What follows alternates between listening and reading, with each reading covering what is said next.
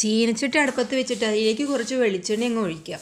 അതിന് ശേഷം അതിലേക്ക് ജീരകം, പിന്നെ കുനുകുന അരിഞ്ഞിട്ടുള്ള വെളുത്തുള്ളി ഇട്ടിട്ട് വഴറ്റി, അതിന് ശേഷം ഇഞ്ചിയുടെ പേസ്റ്റ് ചേർത്ത്, പിന്നെ സവാള ഇട്ട് നല്ലപോലെ ഒന്ന് വഴറ്റണം. അതിന് ശേഷം അതിലേക്ക് കുരുമുളക് പൊടി, മഞ്ഞൾപ്പൊടി, മല്ലിപ്പൊടി ഇവ ചേർത്ത് നന്നായിട്ട് വഴറ്റും.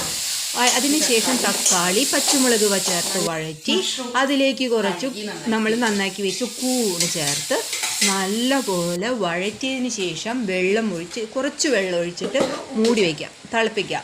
അതിന് ശേഷം അത് വെന്ത് വരുമ്പോൾ അതിലേക്ക് കുറച്ച് ഉപ്പ് ചേർക്കാം.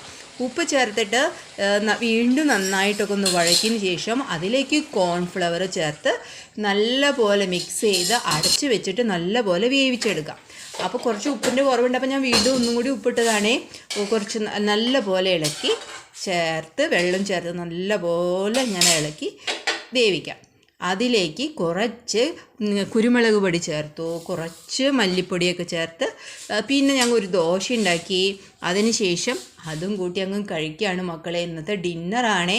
നല്ല സ്വാദാണ് ഈ മഷ്റൂം കറിയും ചെറുപയർ ദോശയും. നല്ല സ്വാദുണ്ടേ. ചൂടോടുകൂടി തന്നെയാണ് കഴിക്കണത്. എനിക്ക് അത്രയും വിശന്നിട്ടാണ്. നല്ല സ്വാദാണ്. നിങ്ങൾ ഉണ്ടാക്കി നോക്കണേ.